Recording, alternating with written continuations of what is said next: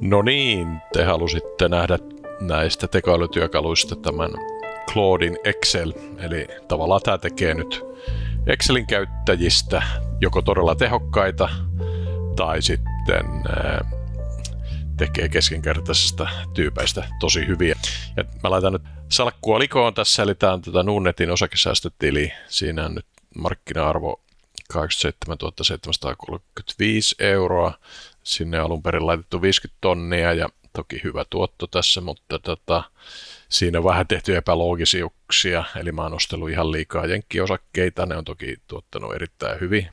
Tuossa näkyy Alphabet ja Shopify, niin 180%. Mutta siis eihän tätä verotehokkaastihan tätä kannattaisi sijoittaa vain Britti- ja Suomi-osakkeisiin, koska noista jenkkiosakkeista 15% lähdeveroa, joka ei tässä osakesäästötilissä palaudu.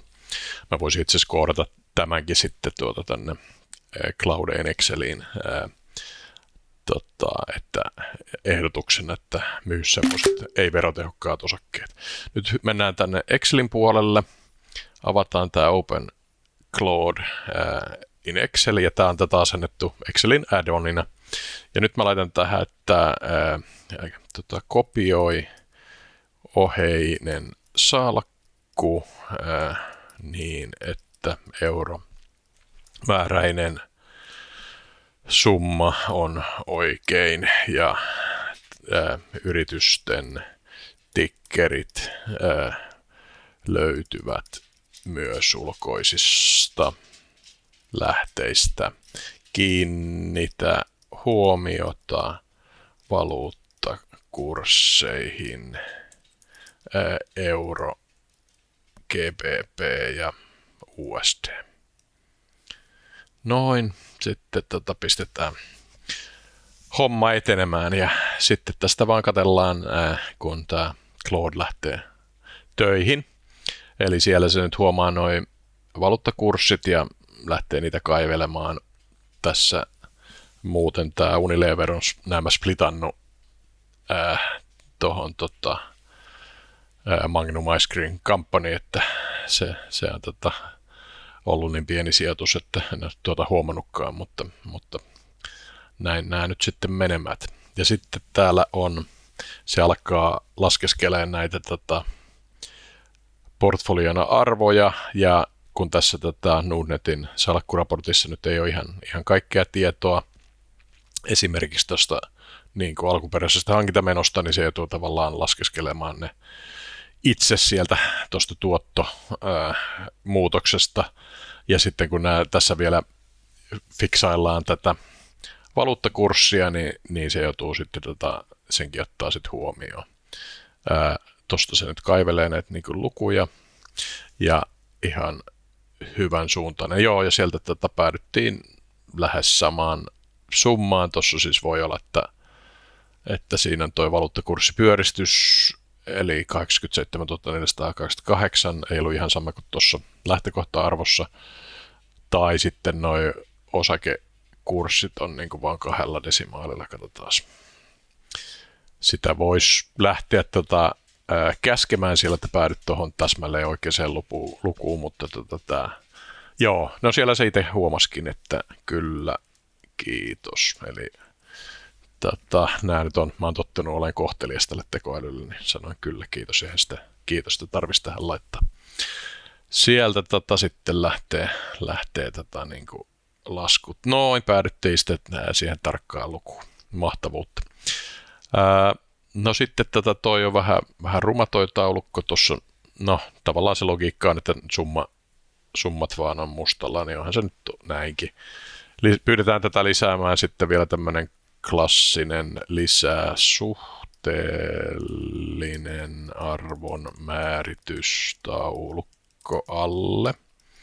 Laske EV EBITDA, EV Sales, EV Capital Employed jokaiselle osakkeelle käyttäen 2025 ennustetta, konsensus.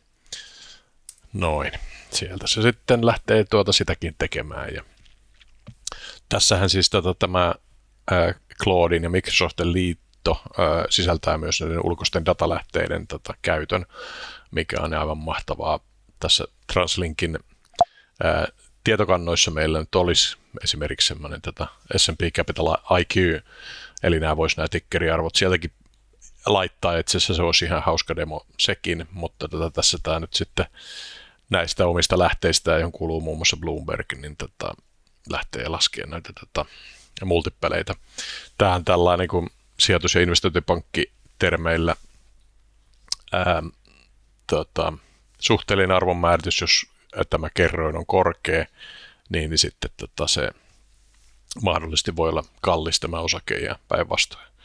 Toki laadusta maksetaan, eli kun tässä on nyt maailman parhaita firmoja, niin Alphabet, Shopify, Microsoft ja Apple, niin ne ansaitseekin korkeammat multipelit kuin nyt sitten vaikka meidän Nokia tai Mandatum tai Sampo, Nesteestä nyt puhumattakaan.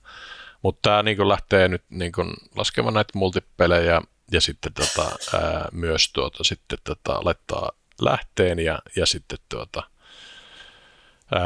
mediaanin ja keskiarvon laskee sitten tälle. Aika kallista kamaahan mulla on, eli tässä niin kuin mediaanina 4,5 kertaa myynti ja 16,2 kertaa käyttökate. Tämä nyt on tämmöinen, mulla on ollutkin tämmöinen raaraa salkku, kun periaatteessa tämän niin kuin osakesäästötilin idea on, että siellä voisi ottaa vähän enemmän riskiä.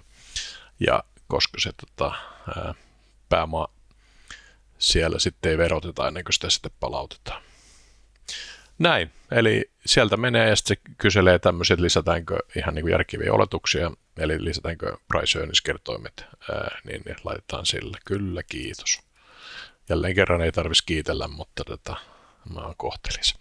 No, mutta tämä on Claude in Excel, aivan mainia homma, ja tämä tosiaan asennetaan add-ons täällä Excelissä, ja sitten pitää olla tämä Claude-lisenssi Pro riittää, mutta mulla on tietysti Max, eli riittävästi tokeneita sitten tehdä sekä koodausta että tämmöistä Excelöintiä.